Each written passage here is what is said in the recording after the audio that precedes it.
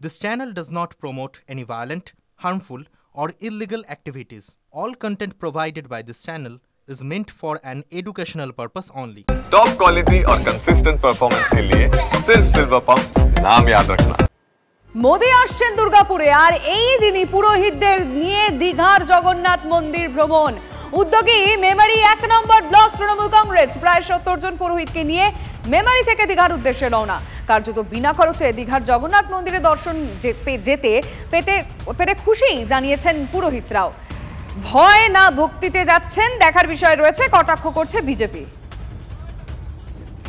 মেমারি ১ নম্বর block আর ওদিকে দুলিবাজার ১ নম্বর গ্রাম পঞ্চায়েত থেকে আসছি।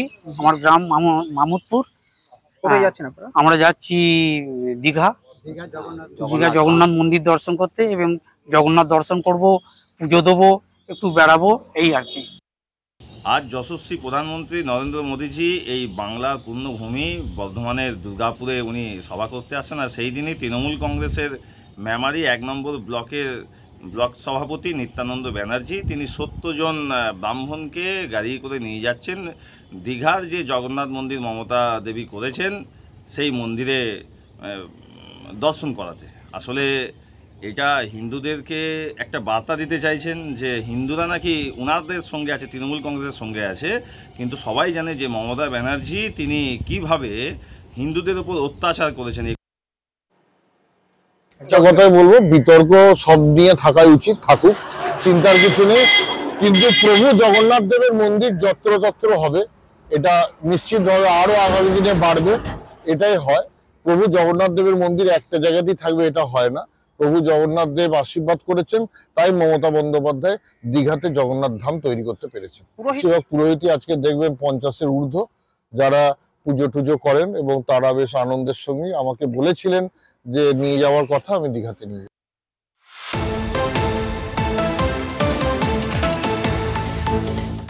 ২১শে জুলাই কর্মসূচিতে যোগ দিতে আগে ভাগেই কলকাতার উদ্দেশ্যে রওনা জলপাইগুড়ির তৃণমূলের প্রমীলা বাহিনীর। শহীদ সমাবেশে দলনেত্রী কি বার্তা দেবেন তা শুনতে সুদূর উত্তরবঙ্গ থেকে আসছেন মহিলা তৃণমূলের কর্মীরা। রাজগঞ্জ ব্লকের মহিলা তৃণমূল সভানেত্রী ও রাজগঞ্জ পঞ্চায়েত সমিতির সভাপতির নেতৃত্বে প্রচুর মহিলা বেলাকোবা রেল স্টেশন থেকে দার্জিলিং মেল ধরেন। সমাবেশ শেষ করে দীঘার জগন্নাথ মন্দির দর্শন করার পরিকল্পনা রয়েছে। তৃণমূল কংগ্রেস রাজগঞ্জ ব্লক মহিলা তৃণমূল কংগ্রেসের পক্ষ থেকে আগে থেকেই আমরা ঠিক করে রেখেছিলাম যে আগে আমরা জগন্নাথ দর্শনে যাব, জগন্নাথ দর্শন করে ২১শে জুলাই করে আমরা একবারে ফিরব। দিদি নির্দেশ দিবে আমরা সেইভাবে আগামীতে চলবো এবং আমাদের সামনেই বিধানসভা ২৬-এ যেভাবে নির্দেশ দিবে আমরা সেইভাবেই সবাই মিলে একসঙ্গে ঐক্যবদ্ধভাবে লড়বো। রথ দেখা, কলা বেচা একই সঙ্গে ২১শে জুলাই কর্মসূচিতে যোগ দিতে কলকাতায় এসেছেন দক্ষিণ দিনাজপুরের মহিলা তৃণমূল কর্মীরা। গতকাল থেকে সল্টলেক সেন্ট্রাল পার্কে রয়েছেন ১৩০ জন। অন্যান্যবার আমরা দেখেছি চিড়িয়াখানা, ভিক্টোরিয়া, কালীঘাট মন্দির দর্শন করে। কর্মসূচিতে যোগ দেওয়ার পাশাপাশি এবারের গন্তব্য কিন্তু দীঘার জগন্নাথ মন্দির। অনেকে আজই দীঘার উদ্দেশ্যে রওনা দিয়েছেন। অনেকে আমরা দীঘা জগন্নাথ মন্দিরের জন্য এসেছি বিশেষ করে, আর দিদিকে একটা আবেগ থেকেই আসা। আর আমরা দূরে থেকে এসেছি তো দক্ষিণ দিনাজপুর জেলা থেকে, পরে ট্রেনগুলো প্রচণ্ড ভিড় হয়ে যায় আর এবার রেকর্ড পরিমাণে লোক আসবে। এজন্য আমরা মহিলারা অনেকজন মহিলা আমরা এসেছি দক্ষিণ দিনাজপুর থেকে। ওই দক্ষিণ দিনাজপুর থেকে অনেকগুলো মহিলা আসার জন্য আমরা সিট যেন পাই, ভালোভাবে আসতে পারি, সেই জন্য আমরা আগেই চলে এসেছি। ৪ দিন আগে আসা কি ওই দীঘা মন্দির যাওয়ার জন্য? হ্যাঁ, আমরা তো এরকম আর সুযোগ পাবো না। আমরা বলছি এই সুযোগে আমাদের ঘোরাটা হবে, দেখা হবে, ওই জন্য গ্রামের মানুষ আমরা তো এরকম আর সুযোগ পাবো না আসার। সকলের ইচ্ছা এবার 10th-এ সবার সাথে আমরা একসাথে মিলেমিশে থাকবো এবং ঐতিহাসিক আমাদের জেলা থেকে যাতে লোক আসে সেটাই আমাদের উদ্দেশ্য, সেই উদ্দেশ্যে আমরা আগে এসেছি। আজকে আমরা খুব আরামে এসেছি। 18, 19, 20 প্রচণ্ড ভিড় হয়, খুব কষ্ট হয়। আমাদের সঙ্গে সাধারণ মহিলারা আসছে। বাংলায় প্রবাদ আছে, রথ দেখা এবং কলা বেচা একই সঙ্গে করা যায়, এবং সেটাই প্রায় করতে চলেছেন দক্ষিণ দিনাজপুর থেকে আসা প্রায় একাধিক বাসিন্দা। তারা এখানে এসছেন কি কারণে? ২১শে জুলাইয়ে তৃণমূলের শহীদ দিবস স্মরণে তারা প্রত্যেকবারে যেমন যোগদান করেন সেই কারণে, কিন্তু এবারে তারা একটু আগে চলে এসছেন কারণ দীঘার জগন্নাথ মন্দির।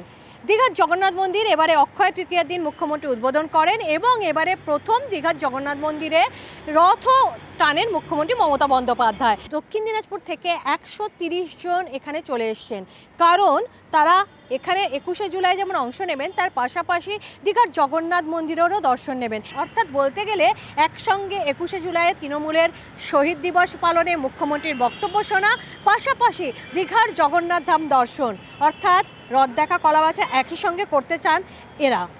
ক্যামেরায় অমিত দাসের সাথে দীক্ষা ভুইয়া, TV9 বাংলা, সল্টলেক।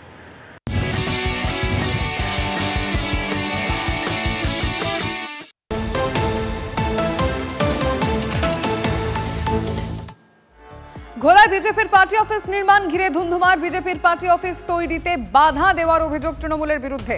সরকারি জায়গায় পার্টি অফিস তৈরির অভিযোগ প্রতিবাদে পথ অবরোধ বিজেপির। অবরোধ তুলতে গেলে বিজেপি তৃণমূল বচসা হয়, হাতাহাতিও হয়। পুলিশ গেলে পুলিশকে ঘিরেও বিক্ষোভ দেখায় বিজেপি নেতৃত্ব।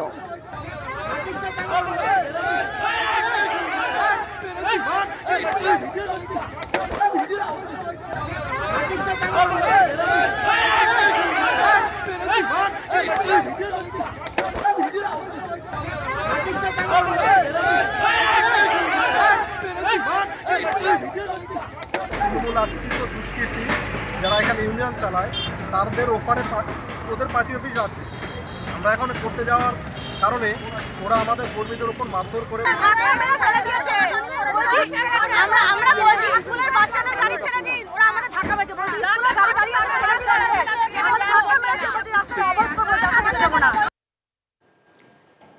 এই মুহূর্তে আমরা দুর্গাপুরে নজর রাখবো, কারণ আর কিছু সময় বাকি রয়েছে। প্রধানমন্ত্রী আসবেন এবং আজকে সভাতে সবার আগে সুকান্ত মজুমদার যাচ্ছেন বাড়ি বাড়ি। ভারতীয় জনতা পার্টি জিতবে এবং স্ট্রাইক রেট 70% থাকবে কম করে। সেই কারণে কি মোদিজির সভার স্থল হিসাবে এটাকে বেছে নেওয়া? অবশ্যই, এটা তো রাঢ়বঙ্গ আমাদের গড়। উত্তরবঙ্গ যেরকম আমাদের গড় সেরকম রাঢ়বঙ্গ গড়, সেই জন্য রাঢ়বঙ্গকে আমরা বেছে নিয়েছি। মাননীয় প্রধানমন্ত্রী এখানে বাংলার মানুষকে সম্বোধিত করবে এবং বাংলার কর্মীরা যারা বিজেপির কর্মী তারা উজ্জীবিত হয়ে ঝাঁপিয়ে পড়বে তৃণমূল নামক ভাইরাসকে দূর করার জন্য। নরেন্দ্র মোদী ইতিমধ্যে অপশাসনের কথা বলেছেন, গতকাল সমাজ মাধ্যমে আমরা দেখেছি।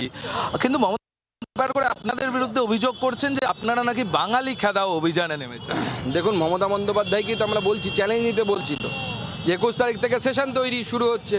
আসুন না, আপনার সাংসদরা বাংলা ভাষায় ভাষণ দেবে, আমাদের সাংসদরা আমরা বাংলা ভাষায় ভাষণ দেব। দেখি মমতা বন্দ্যোপাধ্যায়ের কতজন সাংসদ বাংলা ভাষায় ভাষণ দিতে পারে আর বিজেপির কতজন সাংসদ বাংলা ভাষায় ভাষণ দিতে পারে। দুধ কা দুধ, পানি কা পানি হয়ে যাবে। কত বড় দম আছে দেখি। চ্যালেঞ্জ নিচ্ছেন না কেন?